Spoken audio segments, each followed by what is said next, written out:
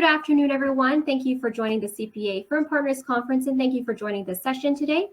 Joining me is Francisco Ray Molino.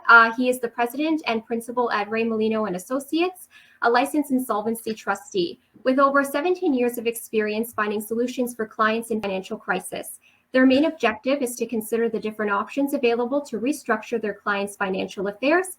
As a result, they can create a successful outcome that best reflects their slogan, which is helping you see beyond your debt. And today he will be speaking on the topic, dealing with debt post-pandemic, insolvency as a path to financial recovery. Thank you for your presentation today. Good luck. And I will try to be back at the end just to help close everything out, okay? Thank you. Thank you.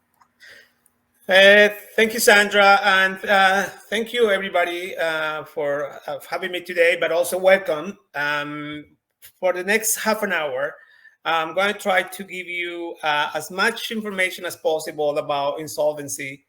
And I think it's fair to say that for the last several years, but more so for the last 18 months during COVID, insolvency has become a very relevant topic. More so, and we have also heard how small businesses are being really affected by the financial shock that was brought by COVID-19, and how the government has somehow tried to help with the financial recovery, which may not be sufficient for some small businesses and some particular industries to recover. So the idea today is then to discuss and present to you some of the options that are available through the Bankruptcy and Insolvency Act. And so my name is Francisco Remolino, and I'll be helping you with the next 30 minutes information. Feel free to share your questions either during the presentation or at the end. So I'm just going to share with you my screen.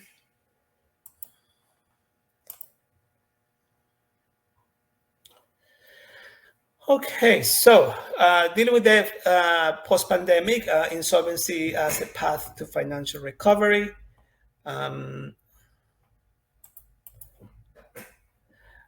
the discussions that the topics we're discussing today are two of them. We're going to have some initial considerations and then a business proposal to creditors. I think based on where you are at today in terms of being part of CPA firms and how much services you can provide to your clients directly, this is an appropriate topic for this session. This is a standard disclaimer to confirm that the topics discussed today are not considered legal advice. They are more general comments, and I will also suggest that if you have any particular questions about a specific situation, you can email me after the presentation. You will have my contact information, and I'll be very happy to assist with that. In terms of the initial considerations, what is important for us is to, before we kind of assess and get into any kind of insolvency discussions, are the type of businesses, number one. Number two, the type of creditors we're dealing with. Also, we're looking at personal guarantees, and also we're looking at directors' liabilities. And very important are the owner's intentions. I think it's also fair to say that, and it's still surprising to me that a lot of CPAs, and this is not a reflection of CPAs, but a comment that I get normally is that CPAs are not familiar with insolvency. Not that you have to, but also they don't know many trustees. And trustees, in all fairness, we are a small industry. It's only over 1,000 trustees in the country. However, I believe that the work that we do between accountants and trustees is very close, especially when it comes to tax debt, more so small businesses or sole proprietors, people that are dealing with debt, with taxes in general. So as a result, I think there is a synergy between accountants and trustees that should be enforced and should be really stronger than what it is right now. And I think it's always a benefit for CPAs to have the perspective of a trustee when it comes to really looking for the best options that will help your clients, both individuals and businesses. So when we're looking at the type of business, we also looking at whether or not, again, we're looking at a corporation or we're looking at a sole proprietor. Sole proprietors can be, individuals that just have a small practice, but they can also be large businesses. Sometimes unusual, but sometimes some people have a large operation as a sole proprietor. For the most part, corporations are also a type of business, or even professional corporations that I think are important to consider that structure before we look into any kind of insolvency situation. When we're looking at creditors, we're looking at mostly and for the most part in any insolvency process, unsecured creditors are the ones covered by the insolvency. However, secured creditors in some proposals are part of the insolvency. And I think those creditors are also important to discuss, important to consider. We're also looking at employees in the sense of a corporation. I mean, what the status of employees are, and are also familiar to all of us. The Canada Revenue Agency as a creditor that can be both unsecured, but also a super priority creditor when it comes to employees. Super priorities that are not covered by any kind of insolvency. The third part of these considerations are we're looking at personal guarantees, which leads me to the topic of the individual or personal insolvency. And that is a lot of individuals, a lot of people that especially have a new business, they provide personal guarantees for some of the business debts. And and as a result, if there's anything that the business is no longer in a position to pay the debt, then the person or the individual is responsible for that. So in some of these cases, what I have done in the past is either do something that for the business in terms of a bankruptcy, or just simply write into the creditors and confirm the business is no longer active. However, in the terms of when there are personal guarantees, there is sometimes better to do something from the personal side, either a proposal to the creditors or something else, whatever is available. So in some cases also, considering there is a personal guarantee and that the person may be affected by some of the business debts, then it makes also sense to make a proposal from the business perspective that will compromise the personal guarantee. Therefore, the individual will not be affected by the insolvency of the business. However, again, this has to be very clear and confirmed that the creditors will agree to that. So there will not be any confusion as to future collections from the individual. When it comes to directors' liabilities, that is also one of these considerations that are very important when determining whether or not a proposal or a bankruptcy for a business is the option to go, because when it comes to director liabilities, we're looking at HST. So HST is an unsecured debt, but it's a deemed trust for the business, but it's an unsecured debt if the business is unable to pay. So we have to really look into how this new debt would that be transferred to the individual, and what can be done from that perspective or from the business that we can then avoid the director's liability. And same thing happened with payroll. So source deductions are a super priority. However, if the business has no assets or anything to liquidate and pay its debts, they will be transferred to a liability to the directors.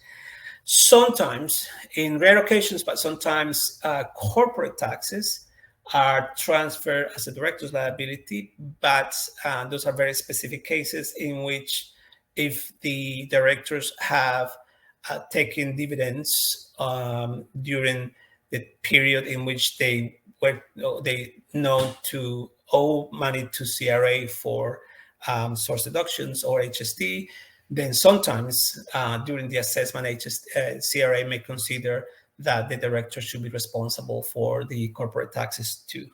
But for the most part, corporate taxes are an unsecured debt that should not be transferred to the directors. And the last consideration that I think is very important to me is the owner's intention. So especially now, you're meeting with people, I am meeting with individuals that have a small business or they have operated this small business for several years. And they now have to come to the decision of what to do. I mean, should we close down the business and how that's going to work? Will I be able to pay the debts, the existing debts or no? Is insolvency an option or no? But more importantly is, what does the owner want to do and what's going to happen afterwards? Simply because from the practical perspective, from the trustee's perspective or the creditor's perspective, sometimes, shutting down a business makes sense. However, from the owner's perspective, sometimes we find these small businesses where the owner really have no plan B, in the sense that they don't know what else to do. So is closing the business really the best option for everybody, including the owner? Or sometimes owners just they just don't want to be part of the business anymore, and therefore it makes it easier for everybody to just decide on what is the next step and how we can just close this business and try to move forward as best as possible.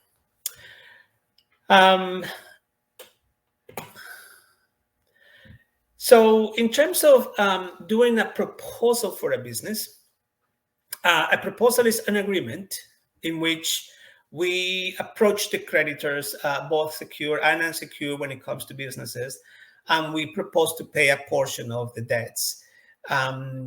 Normally, the idea to have a business proposal is to ensure that the business continues operating going forward as a going concern.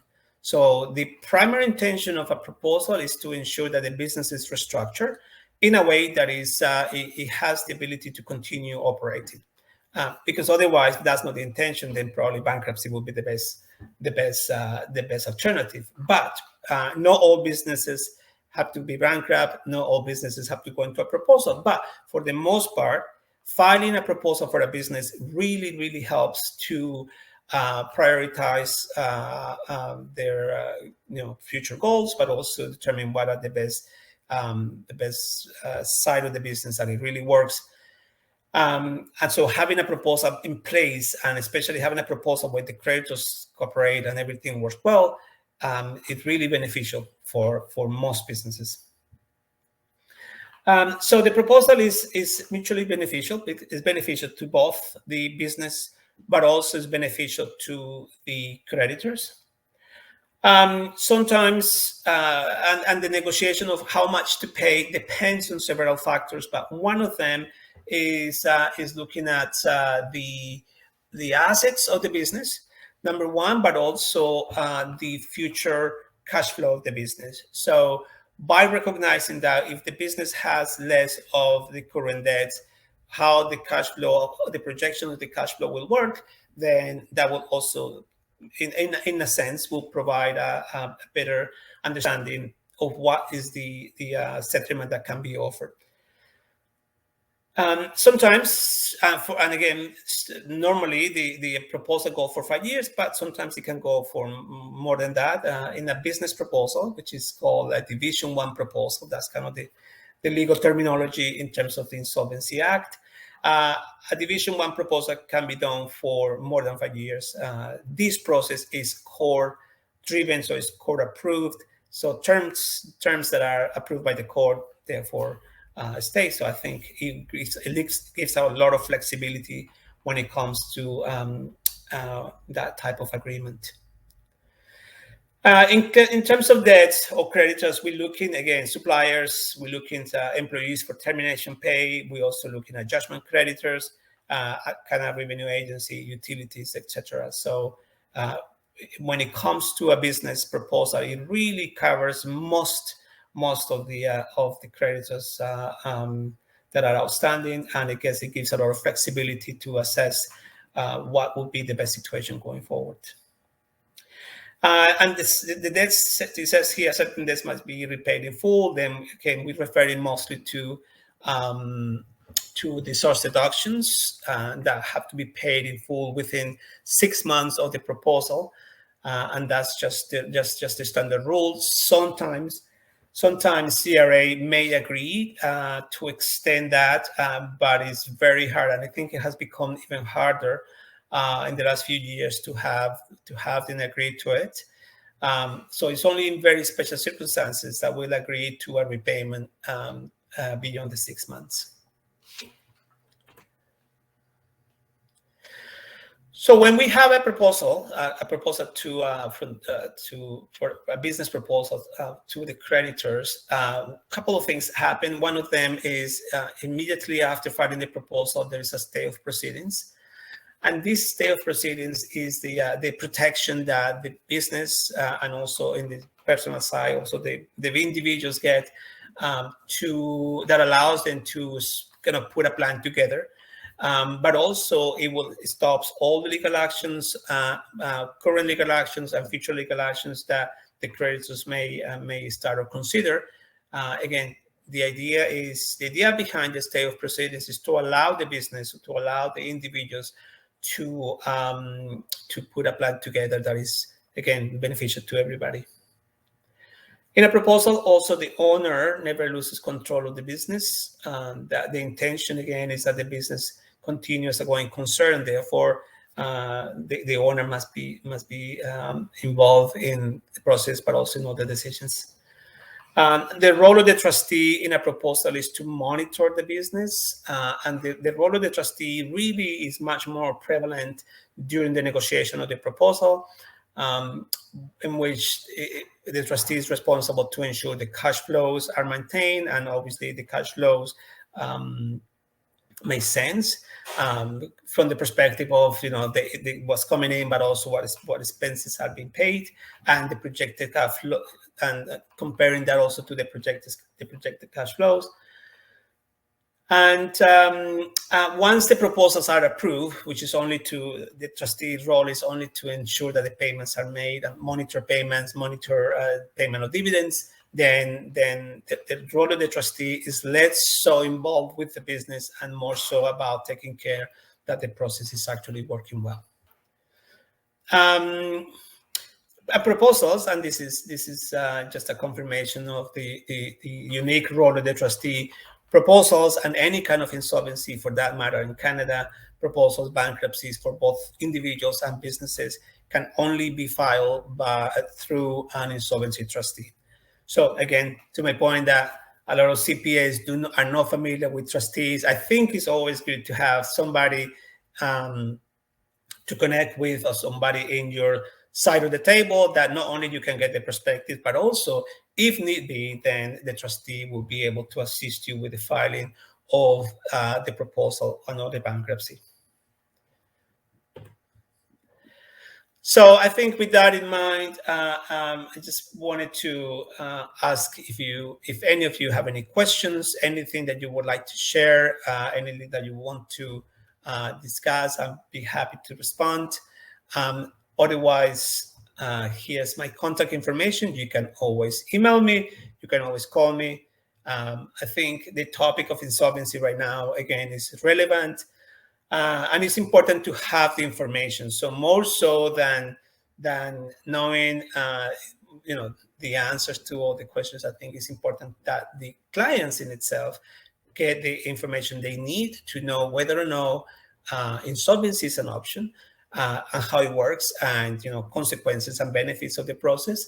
But I think part of our role, CPAs and trustees, is also try to get information and somewhat work around the stigma that comes with insolvency. So insolvency doesn't have to be a sign of failure, but it really can be an opportunity for businesses to move forward, and also for individuals that have large tax debt to have an opportunity to start again. So I'm going to leave it to Sandra to probably organize if anybody has any other questions.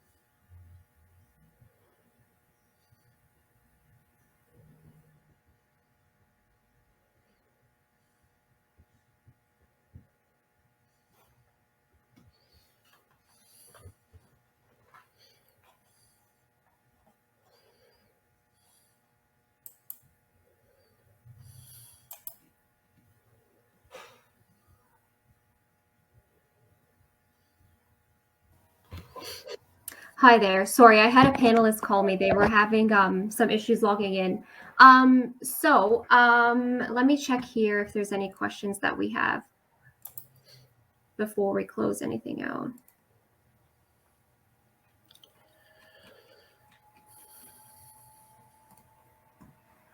I don't see any questions here.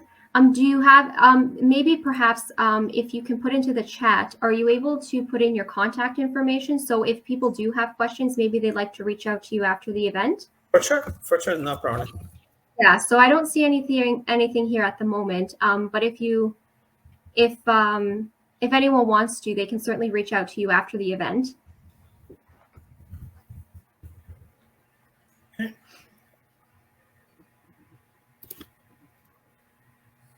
Yep, perfect. I see that there. And do you maybe have your LinkedIn as well? I do. Let me just see. Just get my LinkedIn here.